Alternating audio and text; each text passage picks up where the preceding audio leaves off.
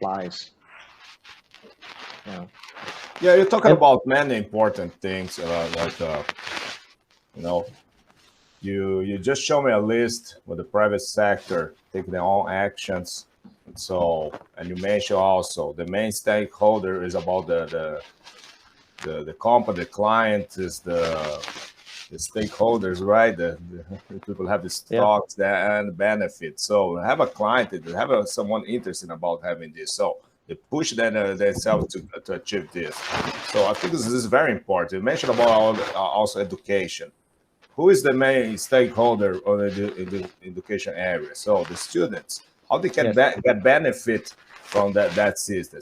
And the big one that I think we should mention this is, what's the biggest stakeholder on this planet? I think in the city like Macau, right? Is everyone like us? Is the citizen? How we can use what in the end, what I mean is, in the end, you see, when you have an interest and when you're a stakeholder, have get the benefit, you're gonna push for yourself. You don't need to wait to the government just to push. The main target is the citizens and how they're gonna benefit from that. So, private sector don't wait for the government; they did it by themselves because they saw the benefits. Education parties at the institution is very important. That's how you bring up this issue, right? So there's all interested to start to promote this. So, but the biggest one is all of us.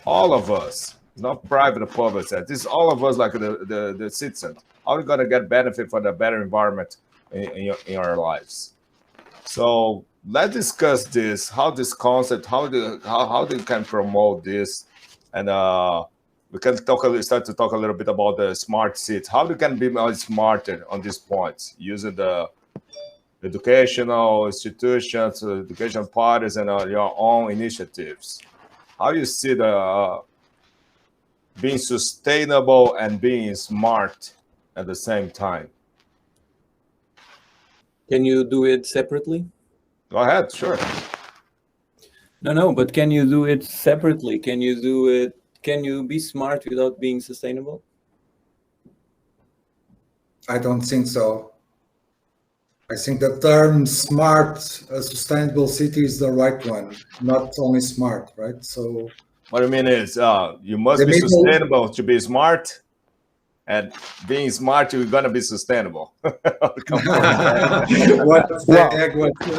came first, the egg or the chicken? I think he's smart. Yeah. I think he's smart to be sustainable. Yeah, it's smart to be sustainable. Yeah, that's right. I think not everybody has to be creatively bringing up ideas. It could be just participating.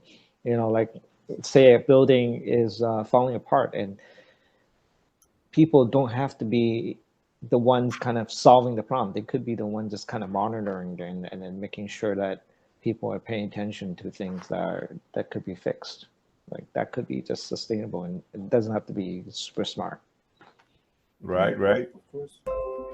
So let's understand about this concept about the smart and the smart city and a small environment and building, right?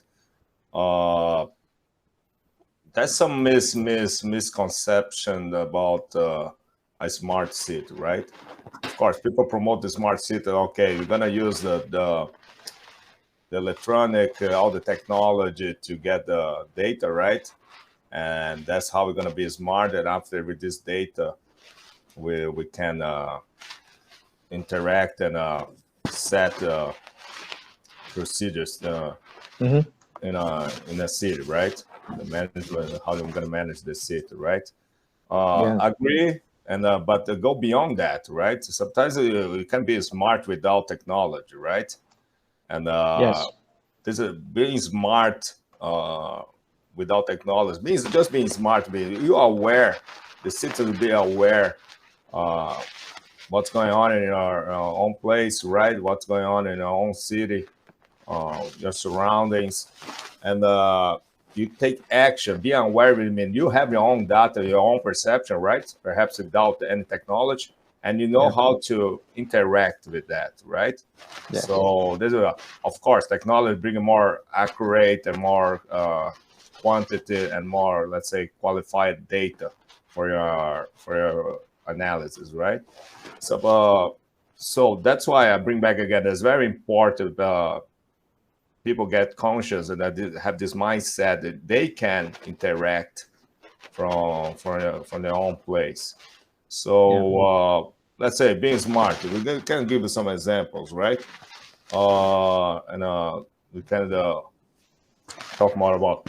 So that traffic for sure will be an issue in the near future in Macau. We see a exponential economic growth in Macau, and we see before you guys have been around here, and we see around the world, right? Traffic will be a problem for sure, and also because of the fast economic growth in Macau, we know that, right? We see all the economic growth, and China the same thing. Asia, all the countries have this issue, right? Yes. Solutions for that, of course, public transportation. We can give conditions and options for the public to use public transportation, massive transportation, right? It has initiatives here in Macau, the new metro, the new ways. But let's see, it's smart. And then I was mentioned with Eduardo the other day. Of course, economic growth is fantastic, right? You get benefit, the population can benefit from that.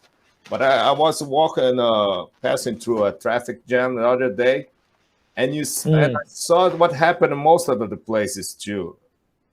Most of the cars they have just only the driver, right? What's the purpose of that, right? Going to the same place, park into the same region. There's no spots a lot available to park. Yeah. And everybody go to the same place, right? One driver, one car, one driver. Why you don't share a height, right? You know their neighbor, or you know somewhere around. You organize between in the build. Oh, we work at the same place, right? Let's go to Mondays. I go with my car. And the next day we go with your car. And you save gas, you save space. Yeah. So this is just an example of how you can be smart. Not just we need to put that technology, everything. No, just thinking about it, right? You can give the example from São Paulo, right? You have a traffic lane, right? There is only for I saw this. people. I saw traffic. That's I saw it in Brazil, and I saw it in California. Too. In California, they call it the Diamond Line, right? Remember, that's right, the Diamond. So you just allow to go to that line if at least 2 people in the car. Right. Or if you're just driving there alone, you got a ticket, and you got a ticket, right? So that's another smart thing. You don't need to, super technology and stuff, but just do it, right? Another thing, São Paulo, for São Paulo in Brazil, have a big traffic jams, and they got the rotation scheme, right? Like in your plate, if your plate finish on a 1 and 2 Mondays, you cannot drive. Or they're gonna get a ticket, right? You take out the cars from the street. Go with use public transportation. Get a ride from your neighbor. Do something. You cannot hide. So Tuesday 3 and 4, Wednesday 5 and 6, and go on, right? So this kind of smart actions don't need much, right? So again, that's why important education and universities that all this can spread these ideas, the mindset. We build up the mindset about being sustainable, right? Right. Yeah, but for instance, for you having this kind of orientation, this is a public orientation, right? It relies on public institutions and governments to orient this kind of change. Let's say, give the example, right? In this case, this decision is taken on the level of local. It's not only the example; is how can you take out from the street cars without giving people other choices, right? Right. You need to provide other options, right? Only government can do that. That's why I was saying it's important to have the private sector working on this, pursuing this, but they have their own agenda to pursue this. Government needs to have another agenda, which is providing solutions to people. The transportation is a very good example, because, for instance, lead gives points. You know that lead has a minimum requires that don't give points in several categories, but then when you go ahead, you go further, you receive points for those efforts that you are. One of the things that they give points is carpooling, for instance, or giving the choice of having bicycles to go to work. Yeah, bicycles are a great option here. This means that you cannot work too far from your work. It's instead of having those cities with several nucleus of offices, you have a more homogeneous fabric landmark, let's say like that, right? So you have a city which has everything everywhere, right? You have restaurants, you have shopping malls, you have houses, you have offices, and everything is spread around the territory of the city. That's the more smart way to do it. To intervene in a territory at this level needs to come from the public side. Is the only way. Sure. Right? This in Macau, for instance, in Macau was presented not that long ago, the master plan of Macau. It's a very good tool. It's the right instrument to do it. But anyways, it's still a lot to go.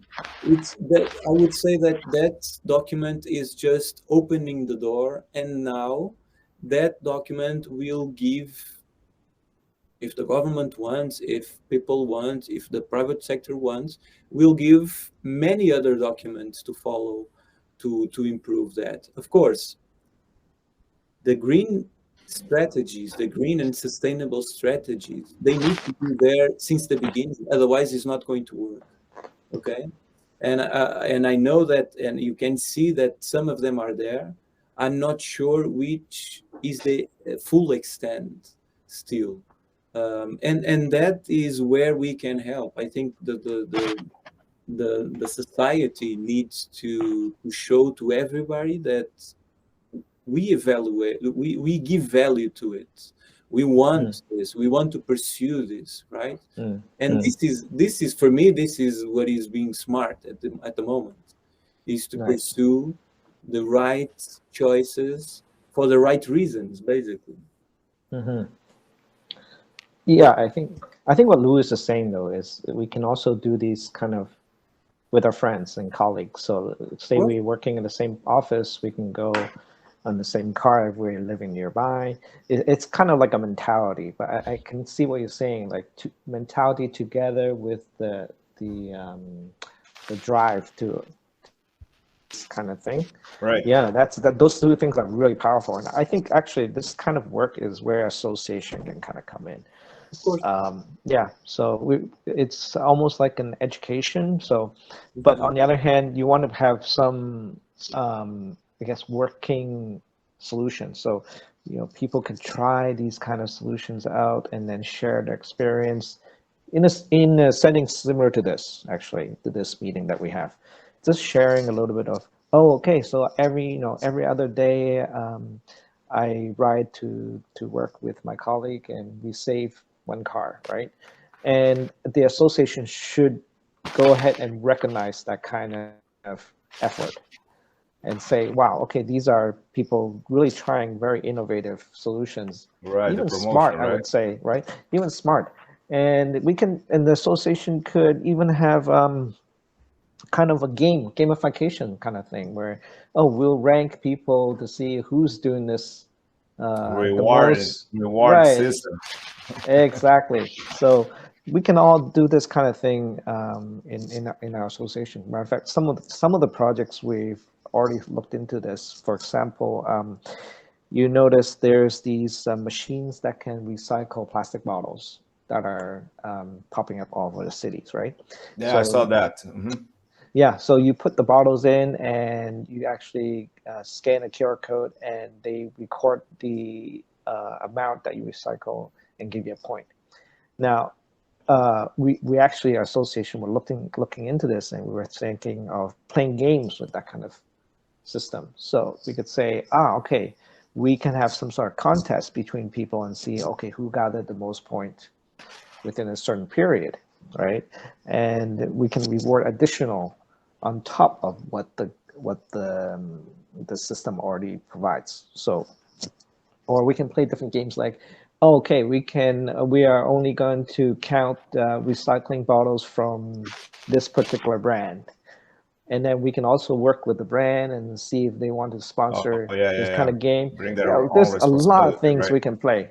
A lot of this kind of incentivization games that we can try. Yeah. Yeah, you just bring that to what we call in another level, like the PPP, right? The private, public-private partnership. That's a great idea, really. Batteries. I heard something about battery companies, cell phones battery they collect before, right? The phone or the phone's batteries, and they have the duty to recycle. Right. So this partnership with the public and the private is a great example. And associations, Sustaincia, they've been doing a great job about promoting these initiatives, right? And they got involved among many projects. You can share with us. That's a great initiative you use it for back to the construction field, right? With sensors and how to manage the proper management of the buildings and stuff, right? Let's talk a little bit about this, right? You have this system using sensors, the structural city, right? And how we can apply this, and be sustainable. All we talk already is sustainable to monitor and collect data and be smart. Let's put all together on this case. Yeah, it's good. I think we touched on a couple of points related to the structural city, which is a project mentioned in the beginning, where people are participating. So the key is having people participating, even though if there are not, expert in certain part of the technology or anything like that. As long as they are participating as inhabitants of the city, it's fine. And this platform is totally open, right? So the basic concept is, let's start building these buildings profiles, right? And having the inhabitants of these buildings solving issues, and then having these issues open so that others in the neighborhood, in the community can see. Can you give an example about these issues? What? Yeah. For example, one major problem is water leaks. Right. Another one is also, for example, security, like, all the door locks that people need to make sure they can enter into buildings. But a lot of times the doors are broken, and then how do you fix that kind of thing? The assessment, So all these common issues, right? Water leaks and so on. People are dealing with them all the time, right? And how does people solve them is actually becomes an experience, it becomes a solution. If we can put that solution onto the platform, and then everybody in the nearby area can see that solution and duplicate that experience, we are helping so many people solve so many of their common problems. And that in itself is already like a sustainable effort right there, right? So say water leaks, okay, it turns out, I know some construction workers who are perfect for this kind of situation. I went through it.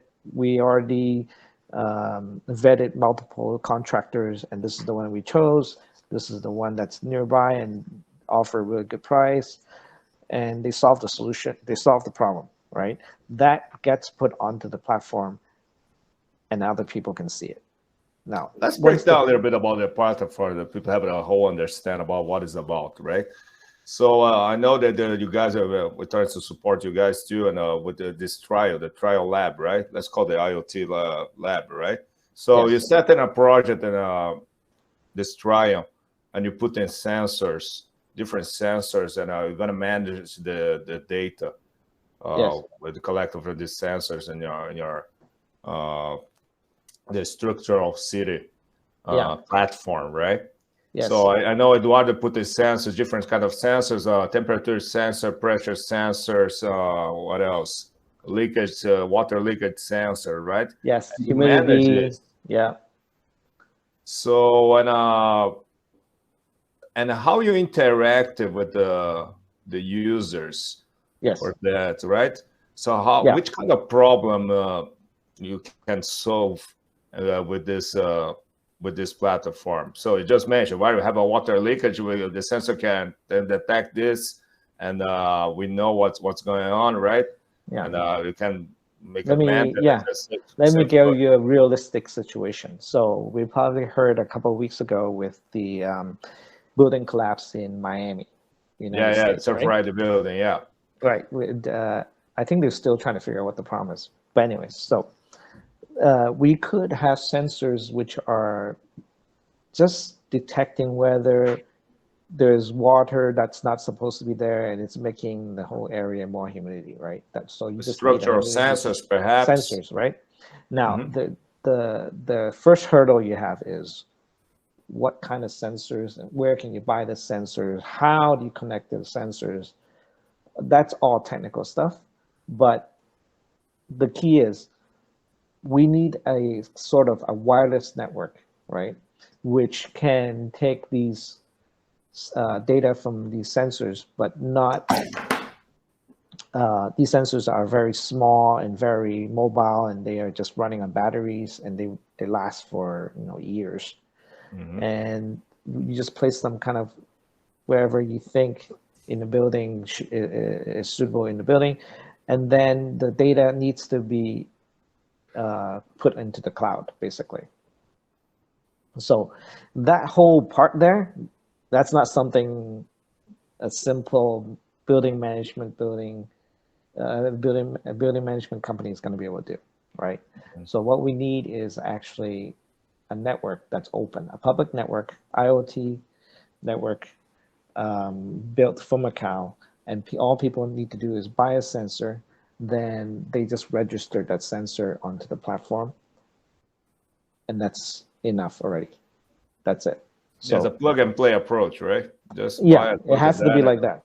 So our association is already building out an IoT lab, which is doing this. So we have these transmitter receivers placed kind of in different locations in Macau. And because their range is so wide, their range is about 10 kilometers actually. So you only need a couple to cover the entire Macau. And the whole network is open. So it's called the Things Network.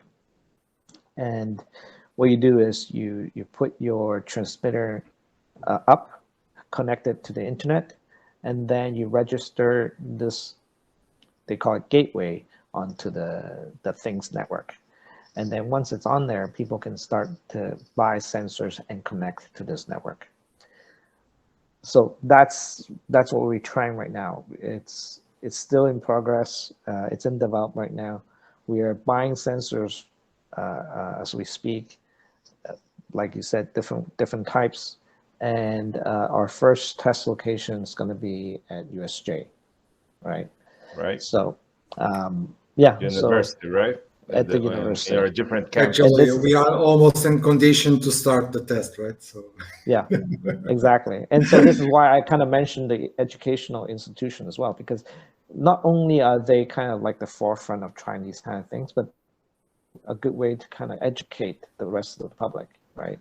Terence, let me put a question, because this is, as you guys know, I'm just knowing your studies and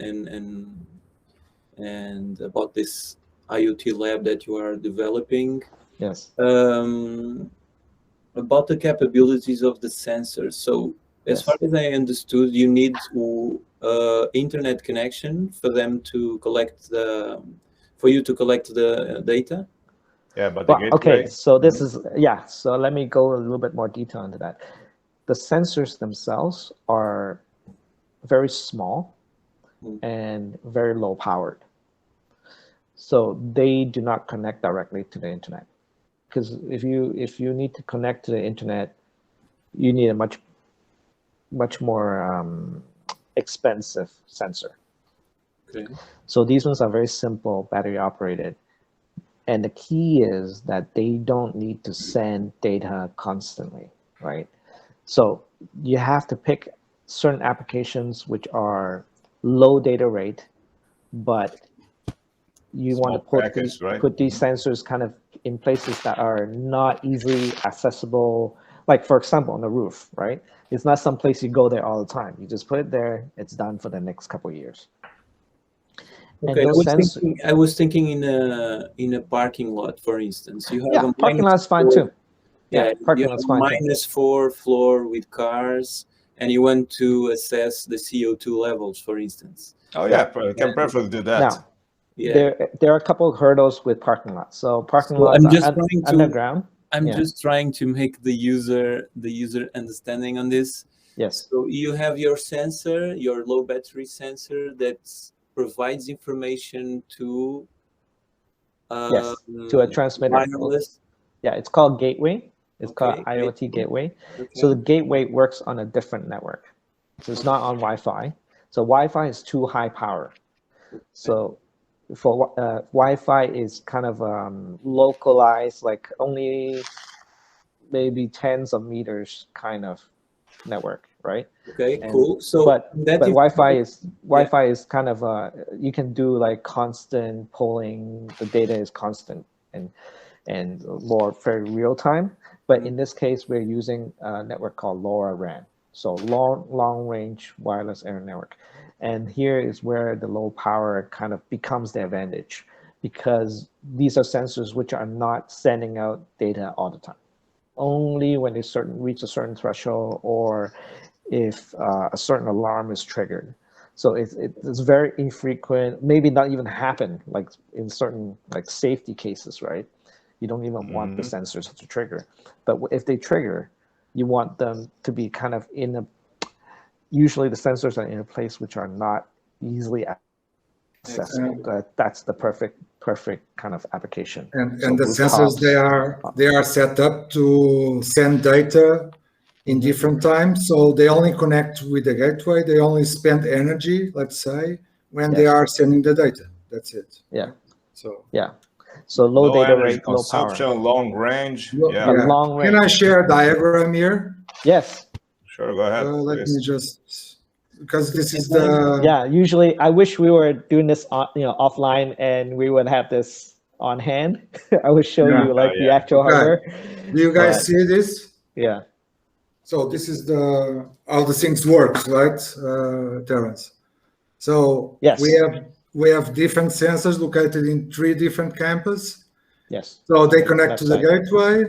The gateway then by internet, by Wi-Fi or whatever, they connect to the network server. Yes. And to the application server, which is a structural city, right? Yes.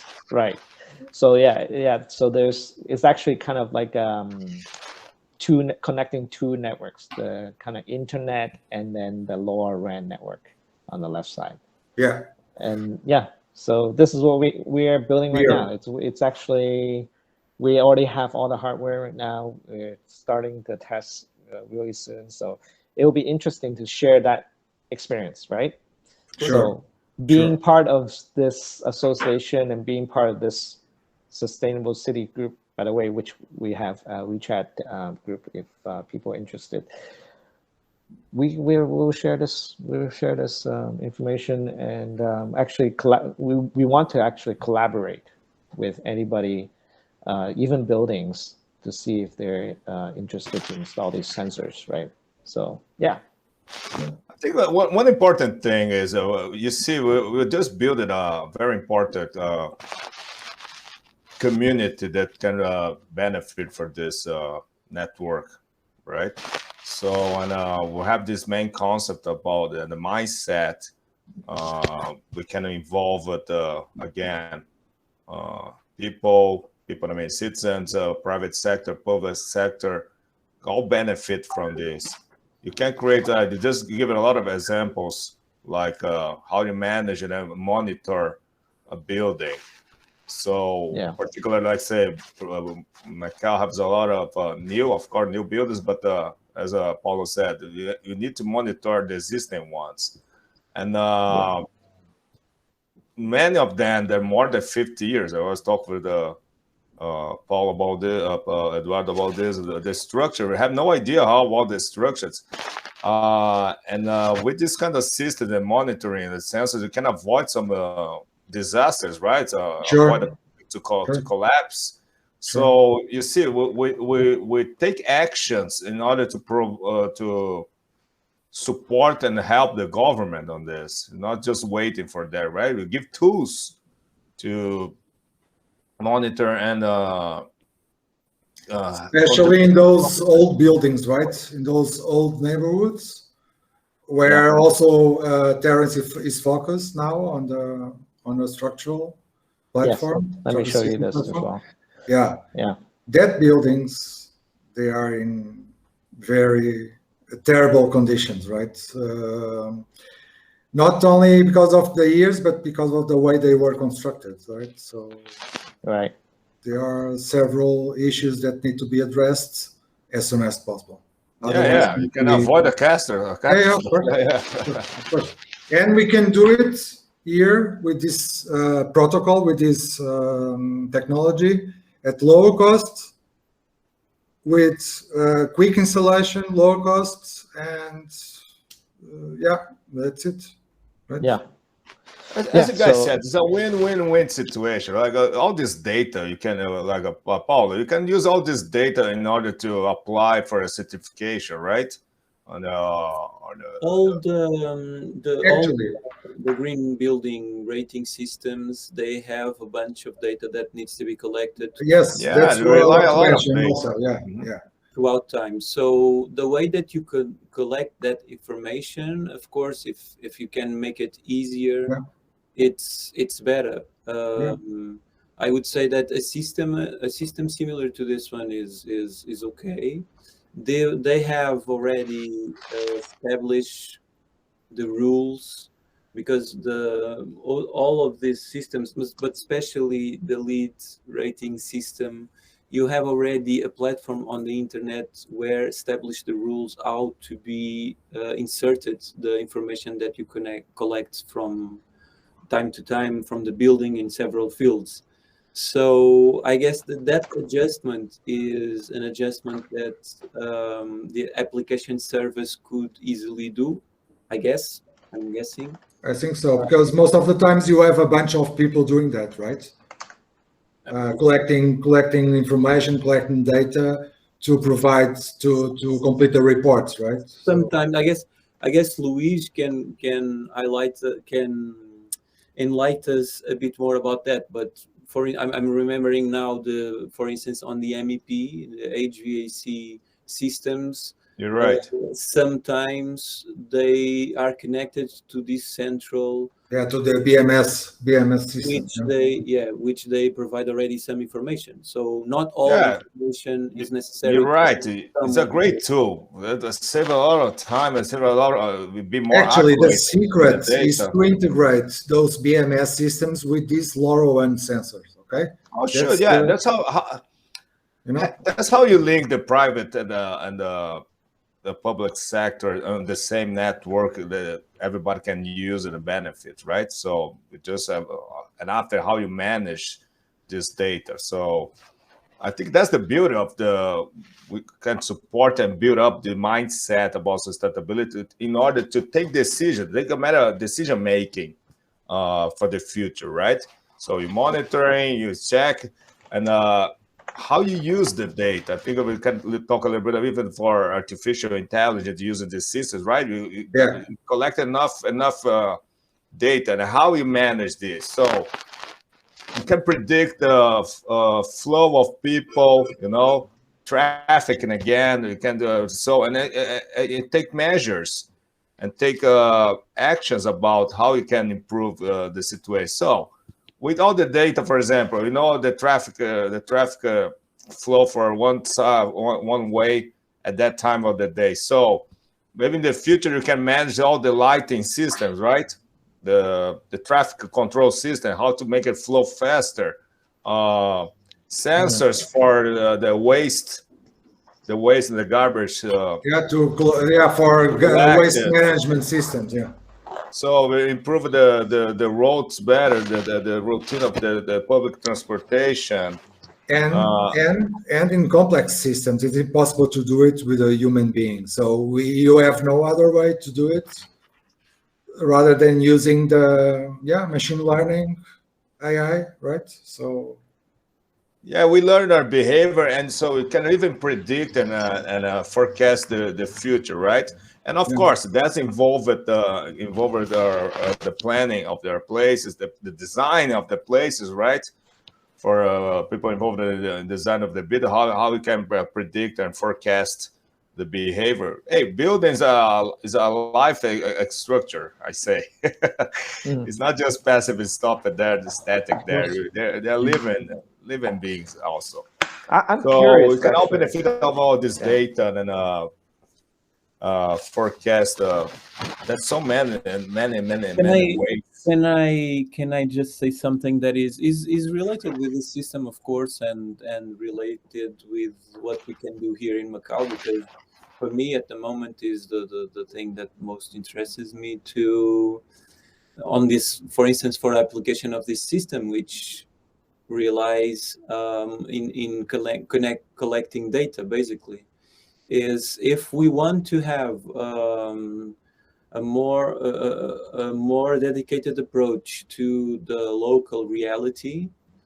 I think this system, for instance, could give us the baseline that we have here in Macau regarding several types of buildings, industries, whatever. That probably could be the first step.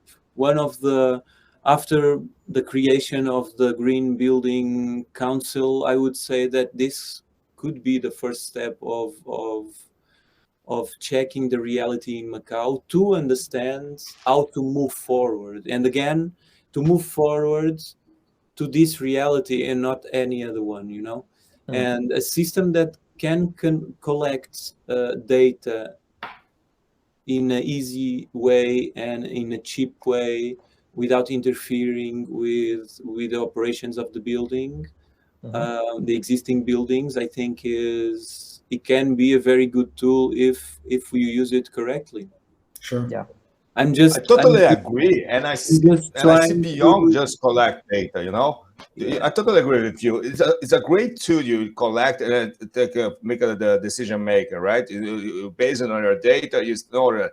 And I see also like an important and a great tool to fill up the gap between the population and the government. So it's a great tool, right? So we have the data. People can say, "Oh, this is happening in my neighborhood. Can we talk directly and be very specific with the government? Hey, how about you take actions about this kind of things? Oh, the transportation is not enough. The public transportation is not enough here. We have so many lines here waiting for the transportation." So it's a great tool to fill up and exercise your citizenship, right? So we have the right to talk with the government. The government, oh, you're right. We have the data here. We should pay more attention to this, and we got all benefit of it. So again, it's a win-win, and improve this interaction. This the sustainability consciousness.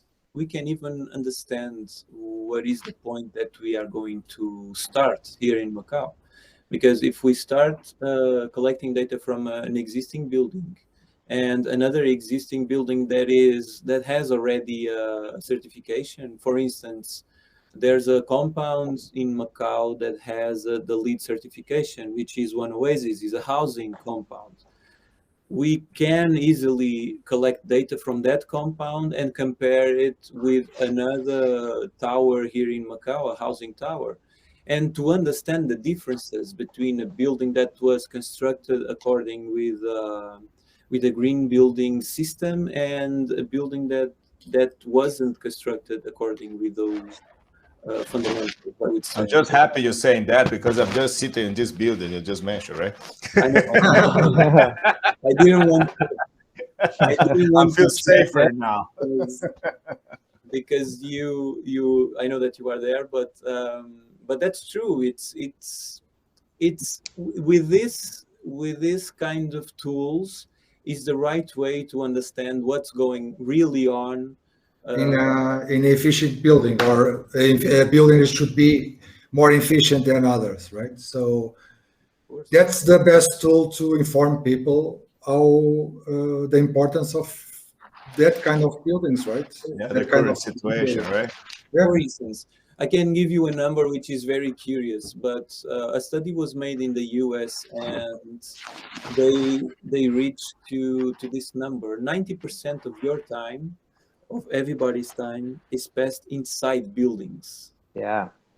So you see the importance of having good and livable and um, comfortable buildings Yes.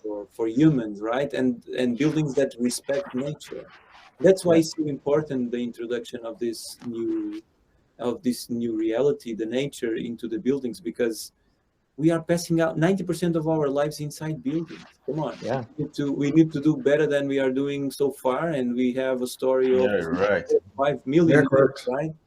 So 90% of the times we are inside buildings. So Yeah.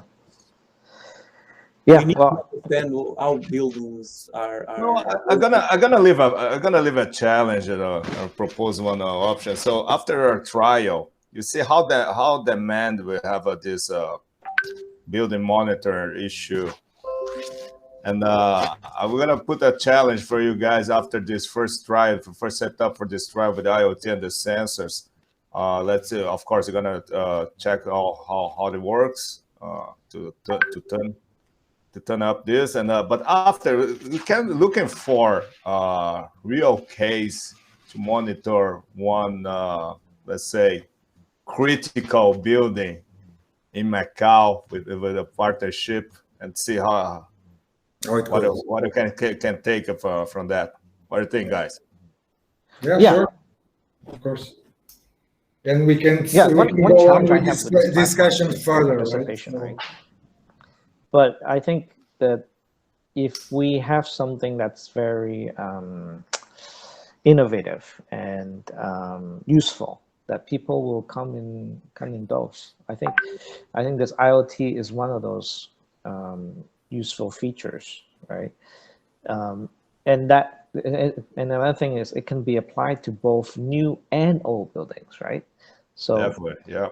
yeah, so I think that yeah, we really need to keep pushing forward with this technology, and at the same time to kind of tell people this thing kind of exists, it's open, and please come and collaborate and develop it with us. Learn from it. We will teach you. It's no problem. We're very open. And yeah, I think that's kind of the direction that we're trying to do with this project, right? So Great. mm-hmm. Can we share our final thoughts? I think it's thumbs up, right? It's Yeah, I think almost it's 2 thumbs hours up. talking here. Yeah.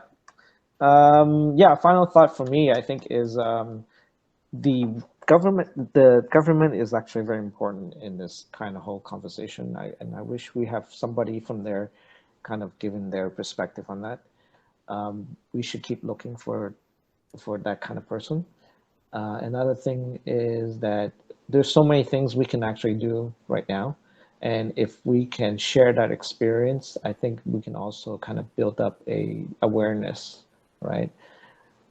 But all this kind of takes time. So we have to be patient, but also very persistent, and try. And we have to try all these different things. And I love to learn more about this LEED and other kind of standards that's in place elsewhere. And we can do comparison. Even that itself could be a project, I think. And then just, yeah, grab the best part of those things that works locally. Yeah, that's already very, very useful, right? So yeah, that's my thought. So yeah, my final thoughts is it was a great time to discuss all these issues with you guys. Very fulfilled, and yeah, we're here to cooperate and do partnerships. I saw new potentials, associations. Let's go through. Sustaincia will be a great platform to share all this information.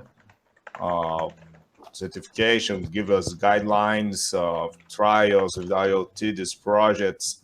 And of course, I work with Xpace. Xpace, we have other partners around the world, in America, in Brazil, in Portugal, and many other places. So we're able to share our experience and, of course, learn with the experience here in Macau and other places. So we'll build up this community, and it'll be very, I believe, very useful. We can share all our experience here.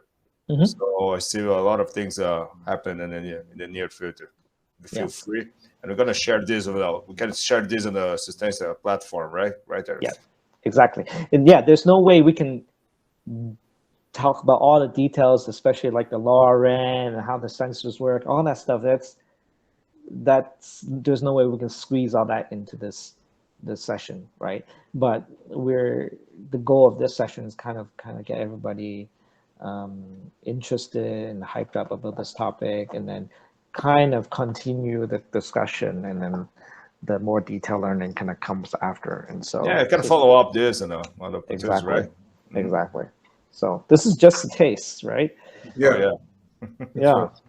So, and I hope that when we do make this in a video, we can also share that out, and people will see the same thing. And I mean, I don't know if they will sit through the 2 hour like we did, but maybe we'll cut it up a little bit, summarize a little bit, and then at the end, I think that we want to pull more people into the WeChat. Of course. And from my side, I guess that again, thank you guys for having me. It was a pleasure to talk with you guys and to meet you. I believe that this is the way to move forward here in Macau. Macau is always a place of opportunities, and for sure the sustainability and the green thinking is something that has a lot of space to develop and to evolve. I'm looking forward to have more conversations like this. Consider me and my company and all our expertise in this area available to you Thank you. to search for new skies and new limits, new edges. So that's a logo with the sky on top. Exactly. This conversation was quite useful. We find the links here between sustainability and all the technologies we are now developing or try to implement. So that's a step. That's the way we will move forward. And I'm looking forward for the testing, for the setup, to see how the things works, and to have the rest of the devices here as soon as possible. Yeah. And start our projects, and start to give also feedback and to our colleagues from Sustaincia. Yeah. So that everybody can understand the benefits and how useful. We already solved quite a bit of technical challenge already, right? Like just finding the sensor is not simple, right? Yeah, because that was because that was quite challenging. And we can give a taste of that is because Macau has a different frequency than China. Yeah. So I mean, even that is like first hurdle that we have already passed through. So it's quite an achievement already, I think. Yeah. That's right. Yeah, I think we find a good supplier, a good company, right? That can help us on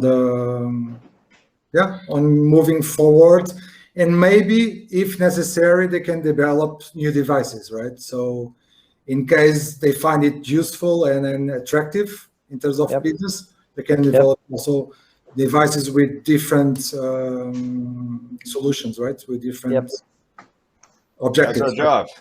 Yeah. So we hope we can achieve that stage. Yeah.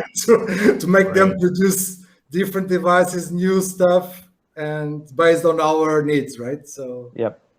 I think we should open up this kind of learning experience to everybody, and I mean, as we are kind of gathering the experience, we become experts And yeah, hopefully there are more of us. Sure. And yeah. Sure. Okay, guys. Thank you very much. Thank Thank you. you. See So you. yeah. Guys, keep in touch. Bye-bye. All right. Bye. See you. At Sustaincia, we launch sustainability.